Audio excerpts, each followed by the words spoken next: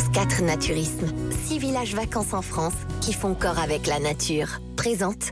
Sud Radio, la France à découvrir. Christophe Gicquel. Et oui, chers amis, auditrices et auditeurs de Sud Radio, nous allons parler de tourisme et de naturisme. Deux univers qui s'accordent fort bien, puisque 1, ils riment déjà ensemble. 2, la France est la championne d'Europe de l'offre.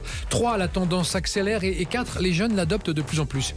Il y a 10 ans, c'est bien simple, on comptait 2,5 millions d'adeptes en France. Ils sont aujourd'hui plus de 3 700 000, selon le dernier sondage Ipsos pour la Fédération française de naturisme. Ajoutez à cela les 2 millions d'adeptes étrangers qui viennent passer leurs vacances en France et se retrouvent sur nos 500 plages, campings et centres dédiés au naturisme. Et voilà, l'Hexagone est la destination phare pour les naturistes européens et sans doute la première destination au monde, ça c'est moi qui dis. Et dans le même temps, étonnant paradoxe, la vie des Français sur le naturisme est toujours encore engluée dans des clichés liés à une pudeur, un voyeurisme provoquant, des pratiques sexuelles mal placées. Or, ça n'a rien à voir. Se départir de tout vêtement au grand air n'est pas qu'une pratique de plage ou de vacances, ça c'est du nudisme.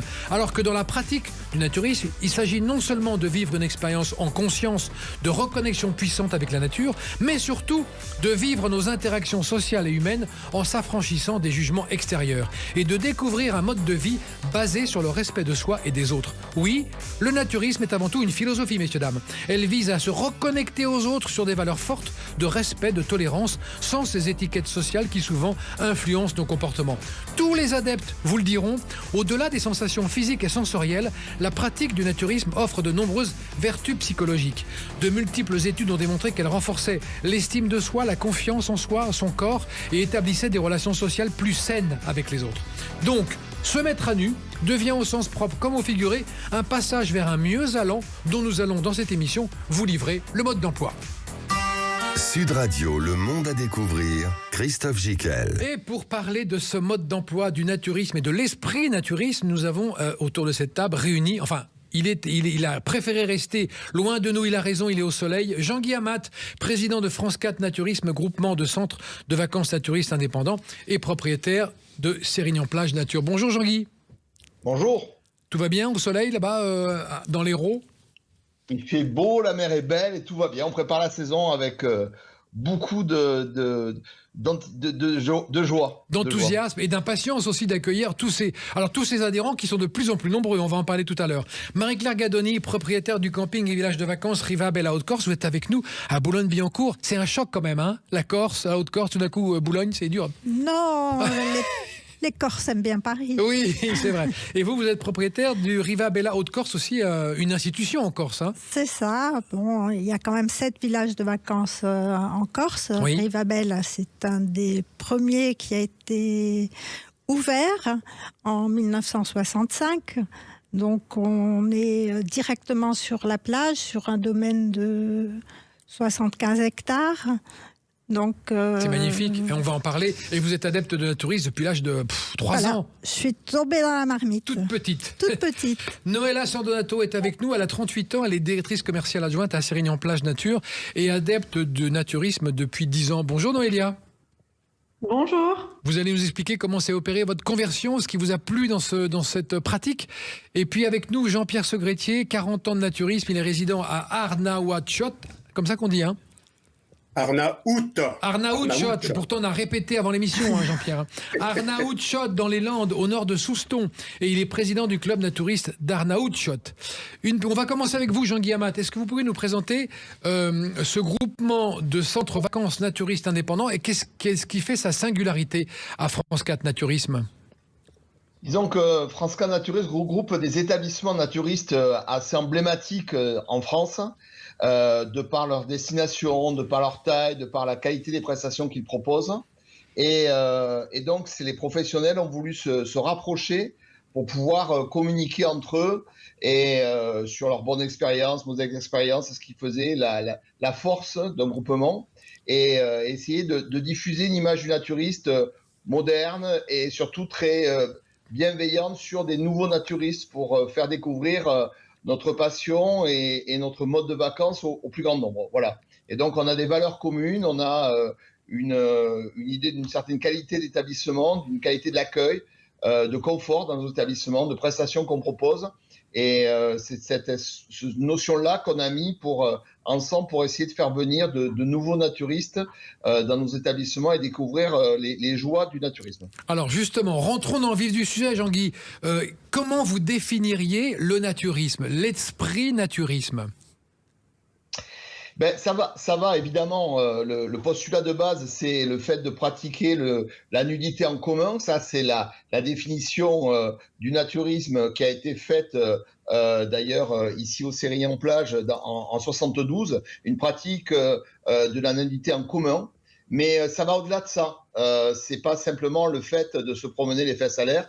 Ça serait réducteur à ce qu'est en fait le nudisme. Et vous l'avez très bien dit dans votre introduction. Ça va sur un comportement, sur une façon d'agir, sur une façon de se comporter. Alors c'est pas quelque chose de très engageant, de militant ou de contraignant. C'est juste que pendant qu'on est nu, on est fragile. Et parce qu'on est fragile, on va essayer de faire attention à l'autre. On va faire attention à son environnement. On va faire attention à là où on est. Et tous ces éléments-là font qu'on a une douceur de vivre durant ces vacances qui sont extrêmement dépaysantes, qui sont effectivement, on change du quotidien parce que c'est pas évidemment dans la nature ou dans l'opportunité qu'on a chacun les autres de vivre nus toute la journée, et on commence à avoir des rapports avec les autres qui sont plus directs, moins enclin sur des statuts sociaux, sur des conventions un petit peu rigides, mais sur des notions de bienveillance. Et même si ce mot est un peu galvaudé aujourd'hui, mais c'est ça. C'est vraiment la pratique de l'unité qui sert quelque chose de plus grand encore. C'est vrai. Et c'est vrai que quand on est adepte ou quand on devient adepte du naturisme, on se rend compte que les relations intersociales changent. Il y a beaucoup plus de respect. On en parlait en déjeunant à table avec vous, Marie-Claire. Ouais. Il y a la notion de distance qu'on n'a pas quand on est habillé, quand on est en textile. Des fois, on se rapproche. Là, on est tout de suite un peu plus respectueux de la distance. Et d'ailleurs, on aime bien cette distance entre naturistes, qu'on la respecte. C'est ça, on respecte la distance naturiste. On est un petit peu pudique. Oui, on va peut-être se donner la main dans un village naturiste, mais on verra jamais deux personnes, un sur l'autre sur la plage, en train de s'enlacer, ou même quand on joue dans l'eau. Ils vont garder quand même des distances. Bien sûr. On est respectueux. Alors, une des idées reçues qu'on va briser aussi dans cette émission, et ça vous aimez bien le répéter, c'est que d'abord, à Rivabella et dans d'autres centres, on n'est pas toujours obligé d'être à poil tout le temps. C'est ça. Très bien, on va d'ailleurs au restaurant, on s'habille. À Rivabella, au restaurant, on s'habille quand on va faire les courses, et on s'habille pour faire tout ce qui est sport au sol, comme le pilate, le yoga... la gymnastique, tout ce qui est sport au sol, on s'habille. D'accord. Après, le sport en mer, le fitness sur paddle, la marche dans l'eau, le Nordic walking, tout ça, on peut le faire en étant nu. Alors, un petit mot sur Rivabella, centre véritable oasis naturiste de 70 hectares, où curieusement, il y a un troupeau de lamas. On se demande comment les lamas sont arrivés dans cette histoire, mais ça c'est formidable parce qu'ils sont là, ils créent une certaine ambiance à ce troupeau de lamas, ils sont sympas. Oui, les clients sont très attachés. En début de saison, souvent, on les laisse libres et le jour où on les renferme, il y a tous les clients qui viennent à la réception en disant « Rendez-nous nos lamas, on les voit plus ». Alors, ils sont sur les parcs, le parcours de santé, le parcours de la piste cyclable, ils peuvent aller les voir. Donc, ils leur amènent des végétaux, des carottes. Alors, on est entre Porto Vecchio et Bastia. C'est ça. Sur la plaine orientale de l'île. On a accès à une plage sublime. C'est ça, on est sur la Costa Serene. Oui. Tout près de l'ancienne capitale romaine qui est Aléria. D'accord. Avec un site romain et des fouilles où il y a une des plus grandes collections étrusques. D'accord. Très bien. Jean-Pierre Sagretier, 80 ans, résident à Arnaoutchott. Ah, j'arrive pas à le dire. Arnaoutchott. C'est terrible. Dans les Landes, au nord de Souston. Alors vous êtes un naturiste de la première heure, on peut dire. Vous avez été converti par votre épouse, c'est ça ?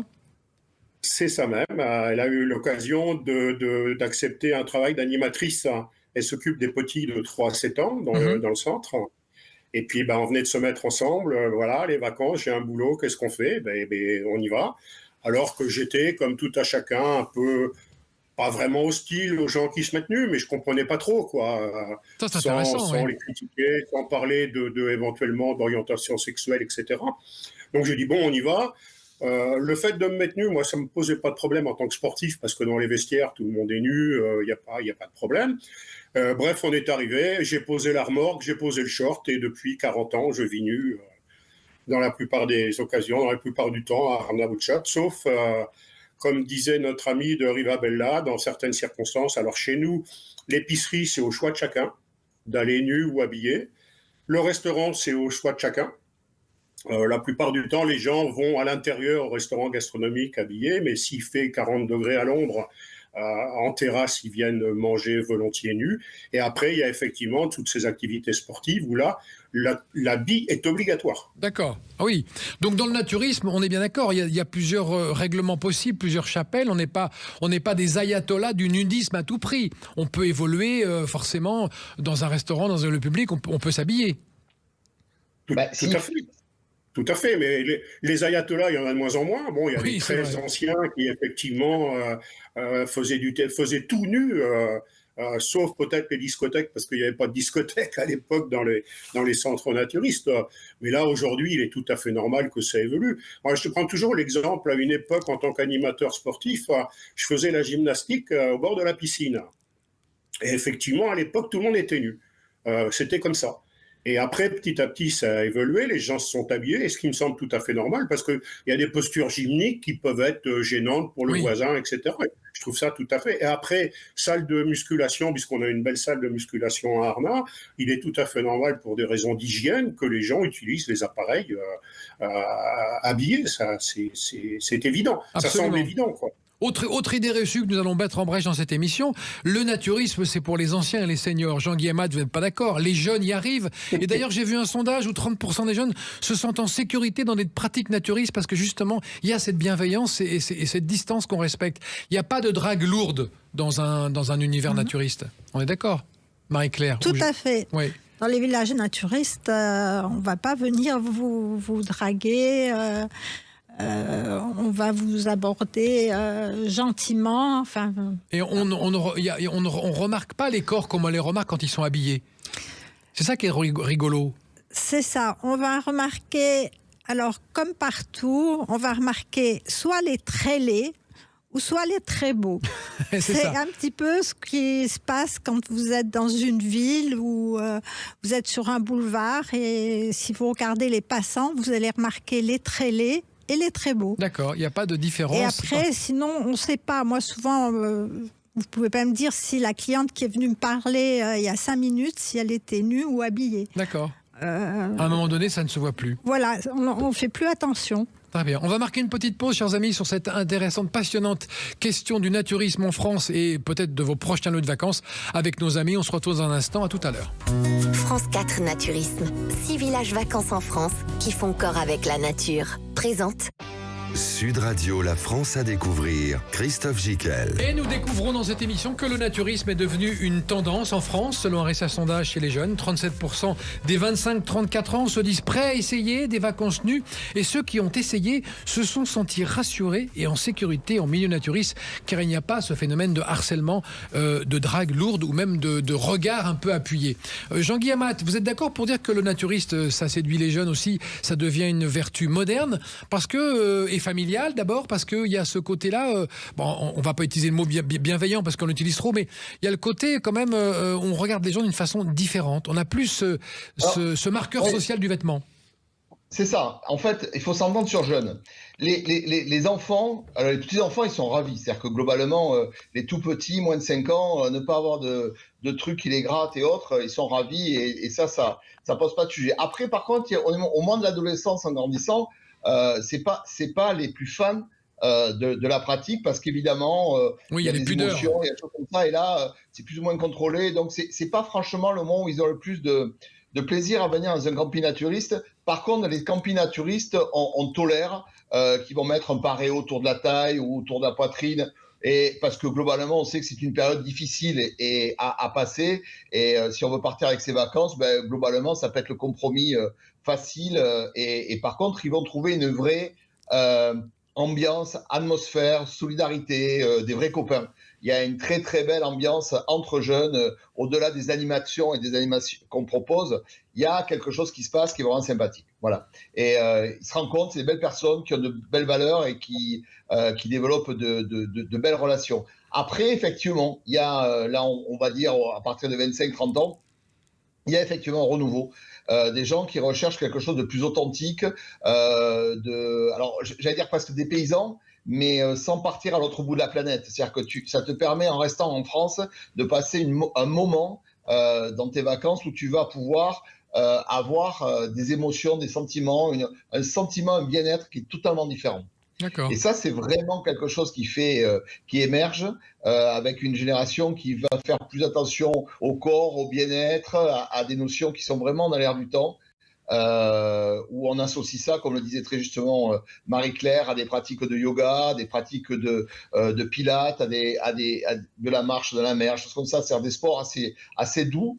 Une hygiène de vie, du sport, de la culture, et donc on attire une nouvelle clientèle qui n'a pas envie de se retrouver de façon classique dans des appartements ou dans des villas ou dans des centres de vacances où il n'y aura pas cette dimension de pleine nature. D'accord.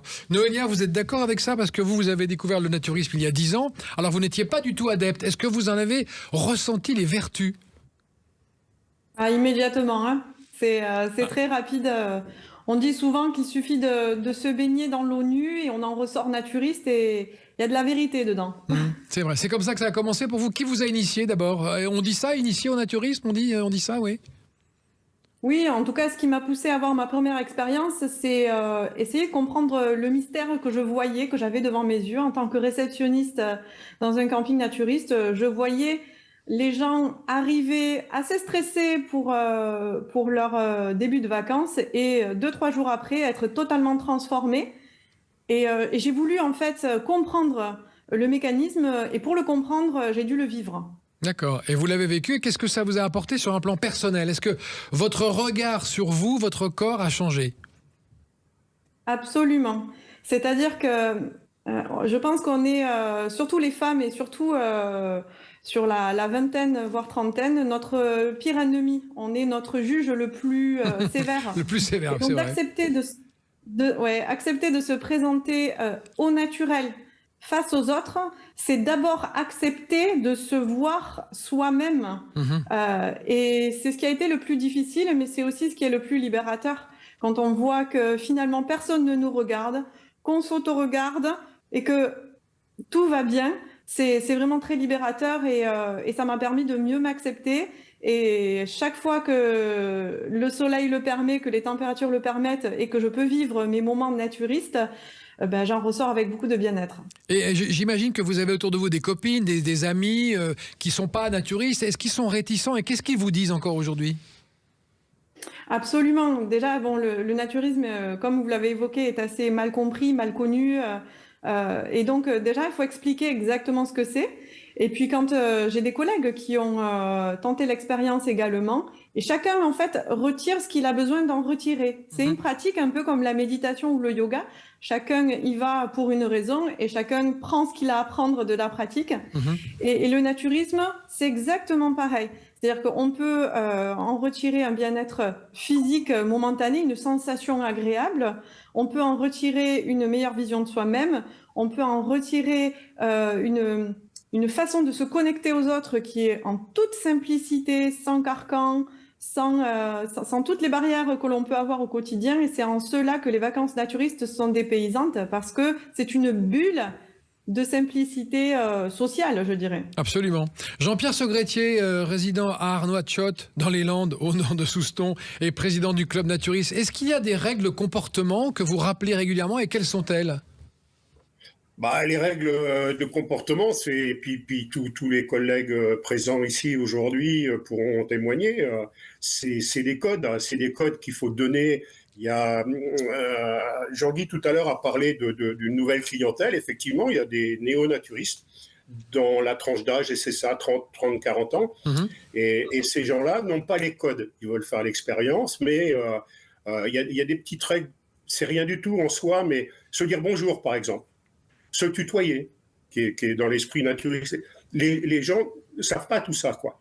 Et une fois qu'ils ont compris comment ça se déroulait, comment ça se passait, une fois qu'ils ont vu que, et pour reprendre un propos tout à l'heure, une fois qu'ils ont vu que dans le milieu naturiste, on se voit, on ne se regarde pas, mais pour eux, c'est le bonheur, c'est la liberté, c'est ce qu'a dit Noélia tout à l'heure, quoi. Ils sont très, très, très heureux.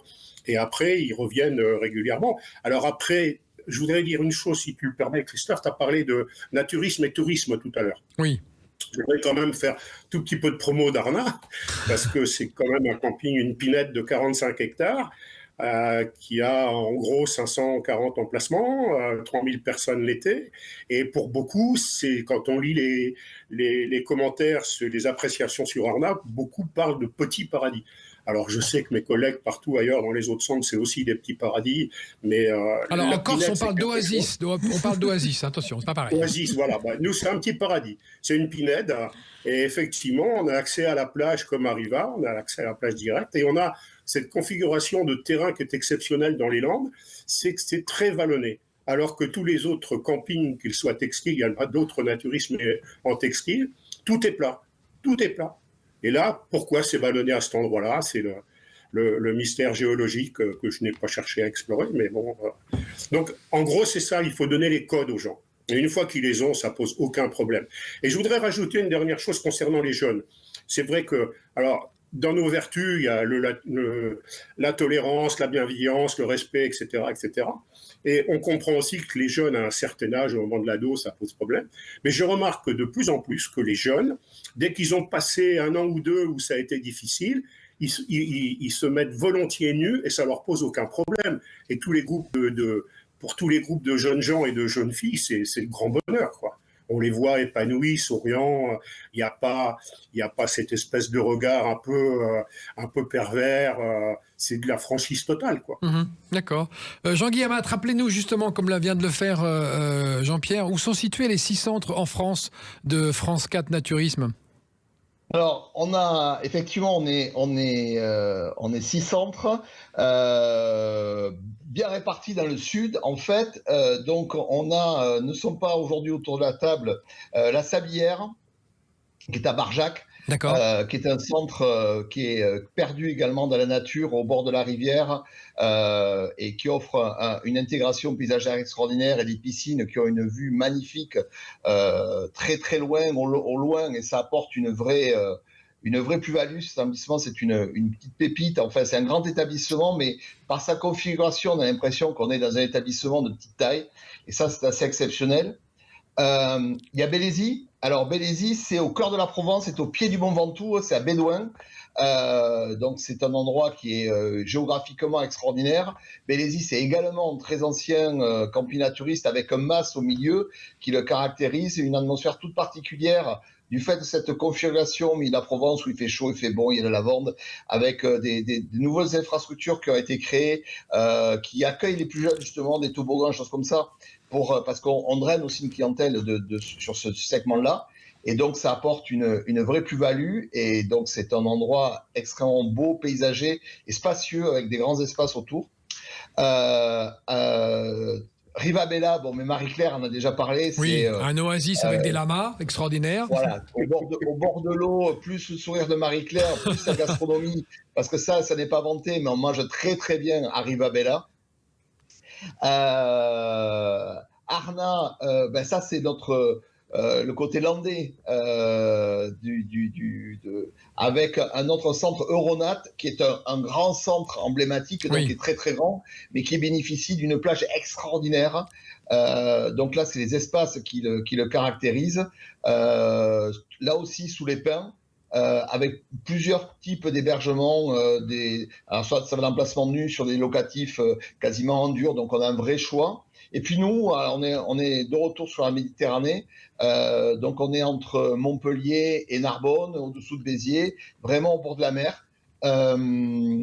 C'est un camping historique et on se caractérise par une grande plage de sable fin, un espace de balnéothérapie également, en plein air, ouvert tous les matins, qui offre là aussi la possibilité de jouer pleinement de tous les plaisirs de l'eau, que ça soit à la mer, dans une piscine, ou sur la balnéothérapie avec des jets massants pour le dos, les pieds, le ventre. Enfin voilà, c'est extrêmement décontractant avec des hébergements locatifs. Voilà, ça c'est l'ensemble de l'offre France 4 qui est répartie sur tout le sud de la France et qui est très diversifié.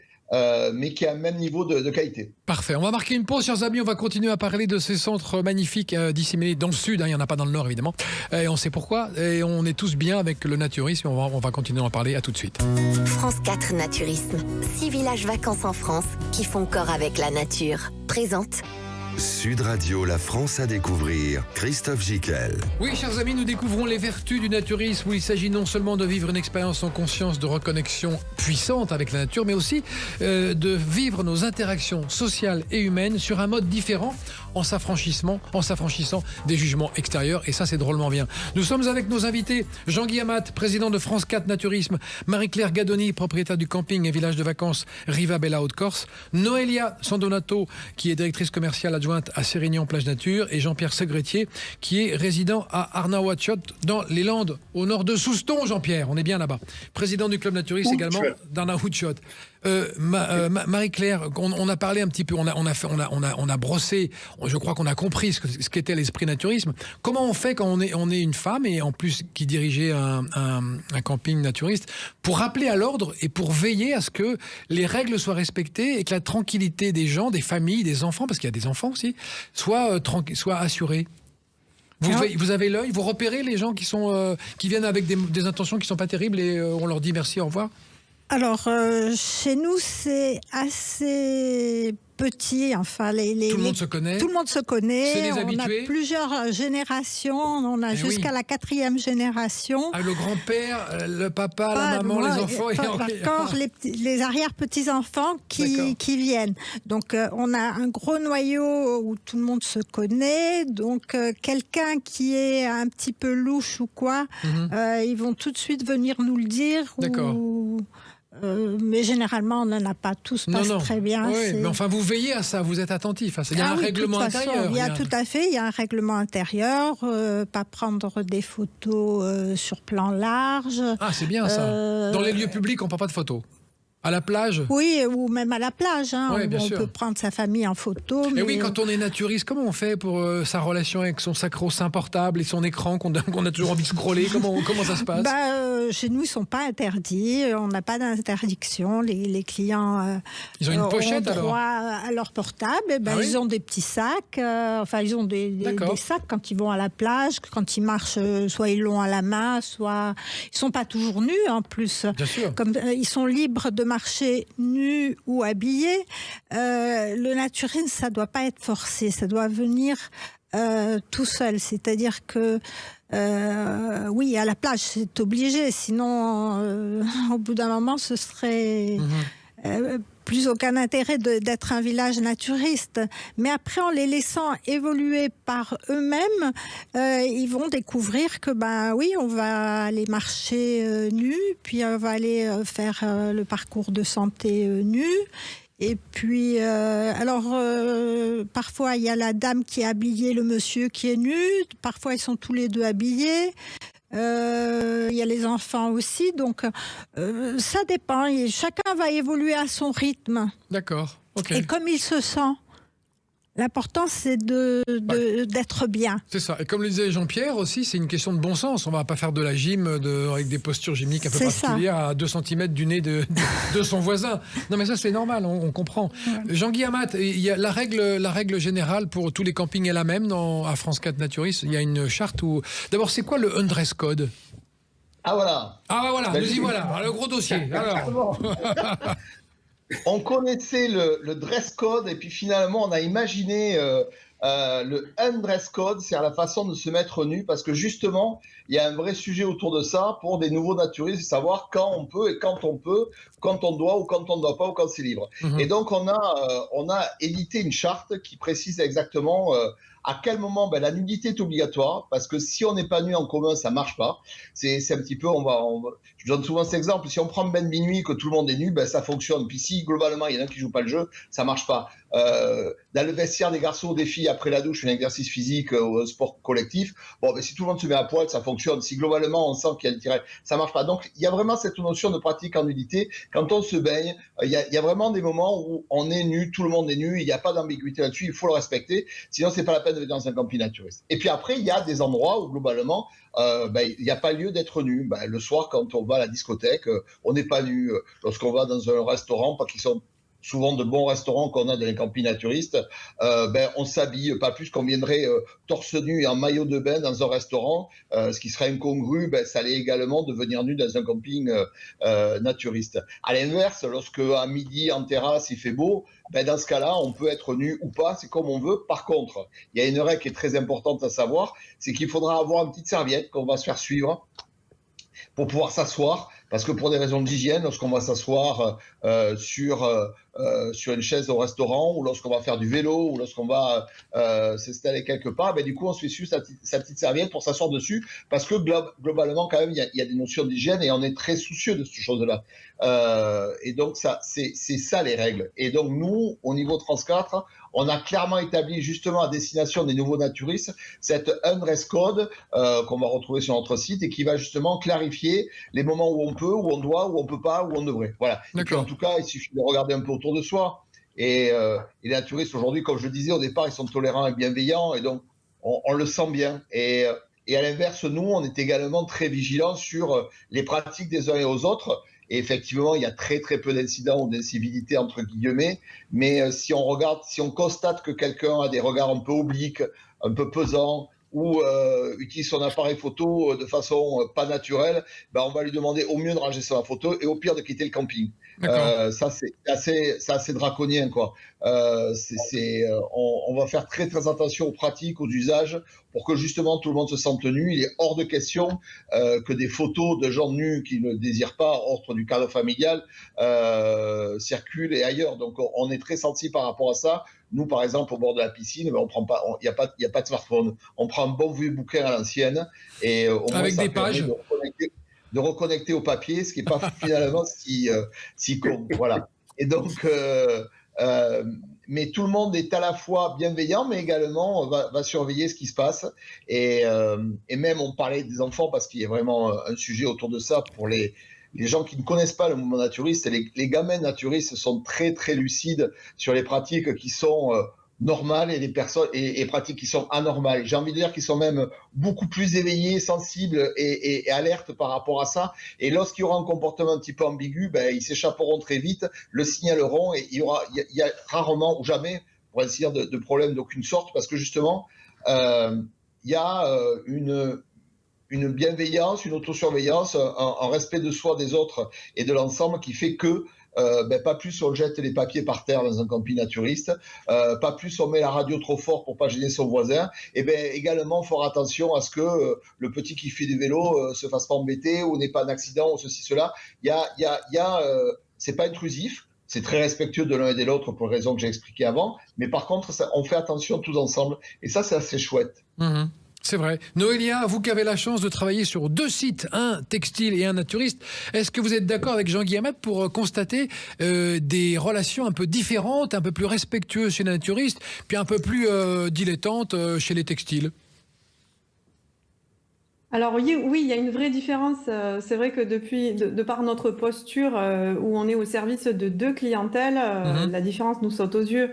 Et d'ailleurs, rien que la façon dont les clients naturistes abordent les collaborateurs du camping en dit long. Il est très rare qu'un naturiste rentre dans un sanitaire et ne salue pas la femme de ménage. Voire même ça n'existe pas. Or, dans le camping textile, je ne dis pas qu'on ne salue jamais les femmes de ménage, bien sûr, mais c'est plus marginal. Voilà. D'accord. Donc il y a de vraies différences. Il y a un vrai respect lié au matériel que l'on retrouve plus côté naturiste. Et puis nous, en termes de relations commerciales, on tisse bien plus volontiers et plus facilement des liens avec les clients naturistes parce qu'ils mettent au cœur de la relation l'humain. Et donc, il y a de suite une chaleur, une amicalité, si j'ose le mot, qui s'installe parce que les relations sont plus vraies. Et ça s'applique aussi aux relations que nous, on peut entretenir avec les clients naturistes. Alors, si je suis un auditeur de Sud Radio qui vous écoute et qui voudrait essayer, qui devrait devenir donc un néo-naturiste, est-ce qu'il peut compter en allant chez vous sur une conversation, un accompagnement pour lui expliquer au départ comment ça se passe? Il ne va pas débarquer comme ça tout seul. Est-ce que vous êtes là aussi pour les accompagner et leur expliquer? Absolument. On a, nous, toute une équipe de réceptionnistes qui sont formés pour pouvoir répondre à toutes les questions, des plus bêtes aux plus importantes, je dirais. Et on a également des process pour pouvoir envoyer aux nouveaux clients, néo-naturistes ou pas d'ailleurs, le détail de nos règles, des textes qui expliquent exactement l'esprit qui règne chez nous, pour pouvoir s'assurer également qu'ils sont dans le même esprit. Donc on a plein de leviers pédagogiques d'échange, que ça soit par écrit ou par oral, avant l'arrivée des nouveaux clients pour garantir finalement la cohésion de l'esprit, y compris avec cette nouvelle clientèle. D'accord. On va continuer cette découverte des 6 centres naturistes en France qui sont majoritairement basés dans le sud. Et on sait pourquoi avec France 4 Naturisme et avec nos invités autour de cette table. On marque une petite pause, chers amis. On se retrouve juste après. À tout de suite. France 4 Naturisme. 6 villages vacances en France qui font corps avec la nature. Présente Sud Radio, la France à découvrir, Christophe Gicquel. Avec nos invités autour de cette table, on apprend à connaître un peu mieux le milieu naturiste en France. Alors, on est les champions de France, champions du monde, champions d'Europe. On a une place forte en France pour les naturistes français et étrangers. Et nous sommes avec Jean-Guy Amat, président de France 4 Naturisme, qui est un groupement de centres de vacances naturistes indépendants. Marie-Claire Gadoni, propriétaire du camping et village de vacances Rivabella en Haute-Corse. Noélia Sandonato, qui est directrice commerciale adjointe à Sérignan-Plage Nature. Et Jean-Pierre Segrettier, qui est résident à Arnoitchot dans les Landes, président également du club naturiste d'Arnoitchot. Je dis résident, vous êtes Arnoitchot, pas président à Arnoitchot. Vous êtes président du club, mais pas d'Arnoitchot. Pas encore, Jean-Pierre. Ça va venir. Est-ce qu'on peut dire... oui, dites-moi. Non, c'est intéressant. Ça sera intéressant d'être président d'un centre naturiste de cette importance-là, quoi. Absolument. Jean-Guy Amat, vous connaissez, on en a parlé de cette reconnexion aux autres et aussi à la nature. Qu'est-ce qu'on fait à France 4 Naturisme pour justement combler cette envie qu'ont les résidents de protection de l'environnement, de protéger la nature? Est-ce que vous y êtes sensible? Ouais. C'est typiquement dans l'ADN. Le fait de vivre nu, déjà, ça te reconnecte à la nature, le soleil. Enfin, vous l'avez dit dans votre introduction, le fait d'avoir, ça a été prouvé, il y a eu quelques études médicales là-dessus. C'est clair qu'il y a une forme de reconnexion de par la pratique de la nudité à la nature. Donc déjà, le corps en soi est porteur de ça. Ensuite, on est dans des lieux, enfin, on les a cités tout à l'heure, qui sont extrêmement protégés, paysagers, dans des endroits très naturels, très beaux. Et donc, ça encourage à ça. Mais je pense qu'effectivement, on le constate au quotidien, dans les petits gestes du quotidien. Noélia parlait tout à l'heure des gens qui vont aller au sanitaire. Bon, ils vont faire attention à nettoyer un petit peu en partant. Mais sur la plage, on va retrouver un autre truc, c'est que sur la plage, il n'y aura pas de papier. Voilà, sur une plage naturiste, les gens en partant ne laissent pas la plage dégueulasse avec des papiers partout et compagnie, ils ramassent leurs déchets. Voilà, c'est des petits détails dans le comportement de chacun, sur les systèmes de tri sélectif, sur les systèmes de... Des eaux usées aussi, vous réutilisez les eaux usées aussi. Alors, et après, il y a nous, au niveau des infrastructures où on apporte à chaque fois, on essaye des éléments pour protéger les milieux où on est. Nous, personnellement, au Sérignan-Plage, on a une grosse problématique autour de l'eau. C'est un bien extrêmement rare, surtout en période de sécheresse. Donc, ce qu'on fait aujourd'hui, on recycle 100% de nos eaux pour l'arrosage. Ça nous permet de ne pas rejeter d'eau dans le milieu naturel, mais par contre de la réutiliser pour faire pousser la végétation, avoir de l'ombre, sans utiliser de l'eau potable, justement, pour faire pousser ces arbres. Voilà. Ça, typiquement, on a une double utilisation de l'eau. Et on concourt aujourd'hui à avoir une triple utilisation de l'eau parce qu'on voudrait également récupérer les eaux des piscines pour pouvoir irriguer les végétaux et continuer à avoir de la végétation sans utiliser l'eau potable. Donc typiquement, chaque établissement, en fonction de ses problématiques, qui va du recyclage, qui va sur les économies d'énergie, qui va sur des produits de reconversion, des circuits courts au niveau des restaurants, on intègre ça parce qu'on a ça déjà dans notre ADN, si on ferait notre métier. Et puis ensuite, on touche une population qui est extrêmement sensible et qui trouve ça extrêmement naturel. C'est pas franchement une plus-value, c'est juste naturel. D'accord. Arrivabella, vous faites attention à l'environnement, vous replantez, vous revégétalisez, Marie-Claire? Oui, on revégétalise. Et les lamas, ils sont heureux, ils ont ce qu'il faut, ils ont de l'ombre? Ils ont de l'ombre, oui, tout à fait, ils ont l'ombre du maquis. Et ce sont nos jardiniers, ils font ça naturellement. Tous les chênes verts sont coupés à la même hauteur. On passe en dessous, tout est égalisé et donc c'est eux qui entretiennent. Ce sont nos tondeuses écologiques. Après, on a aussi de la géothermie dans les temps pour chauffer la thalassothérapie, le bar-restaurant et les sanitaires. Là, on est en train d'installer du photovoltaïque sur le toit du bar-restaurant et de la thalasso. Donc après, le tri sélectif des poubelles tout le monde fait. Il y a les ampoules économiques, bien sûr, les économies d'eau. Est-il vrai que dans les centres naturistes, c'est une question pour vous tous les quatre, on peut venir avec son chien?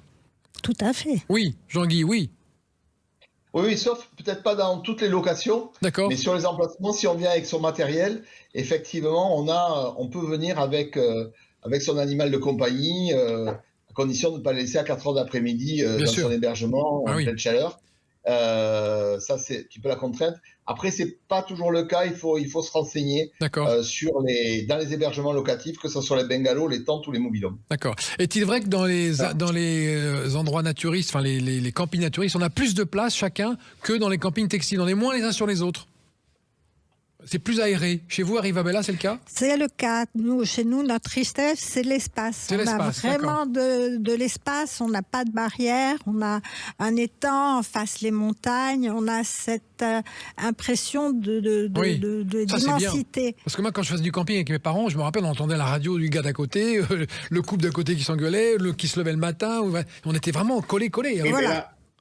Là, Christophe, tu étais chez les textiles pour entendre la radio. Oui, j'étais chez les textiles, bah oui. J'étais au camping des pêcheurs à Roquebrune-sur-Argence. Ce que disait Jean-Guy tout à l'heure, c'est que dans un centre naturiste, et je prends le cas à Arnas, jamais on entendra la radio du voisin, jamais on entendra des vociférations. Les gens essayent, dans la limite du possible, de ne pas prendre leur voiture pour se déplacer. On n'a pas non plus des voitures qui roulent dans le camping avec la fenêtre ouverte et puis le tuner à fond à l'intérieur. Enfin, je veux dire, il y a toutes ces valeurs-là, tout ce respect qui est vraiment permet de passer d'excellentes vacances et de vivre quelque chose de vraiment intéressant, quoi. Il y a une coupure complète. Alors, je reviens sur les chiens. Alors, nous, à Arnas, les chiens sont autorisés.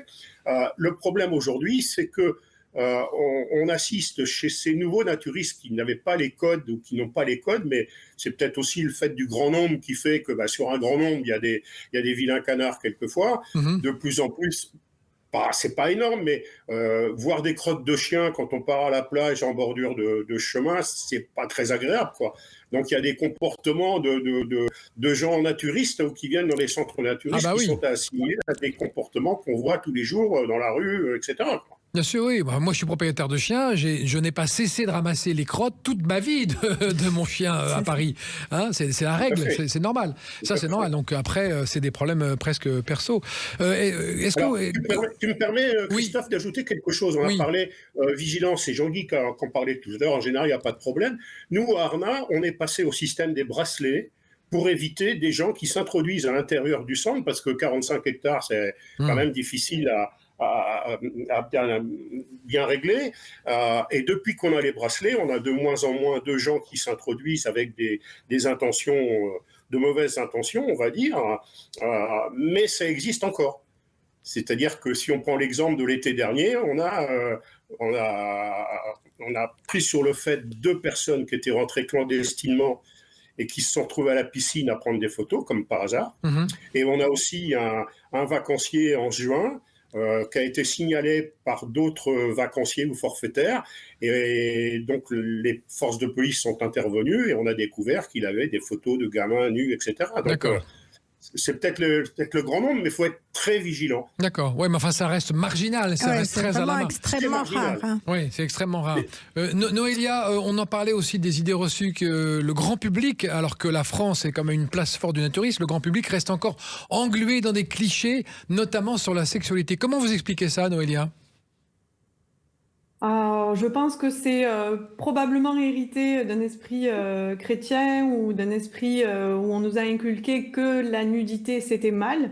La nudité est associée à la sexualité. Il y a aussi des lieux qui encouragent cette assimilation, comme par exemple le Cap d'Agde, Oui. avec régulièrement des frasques tabloïdes et autres. Bien sûr. Et ça participe à des mauvaises associations. D'accord. Or, justement, le naturisme, c'est une vision du corps nu désexualisé. Absolument. Une femme nue est beaucoup moins attrayante qu'une femme en sous-vêtements. Donc, c'est une totale déconstruction qu'il faut opérer pour comprendre ce qu'est le naturisme.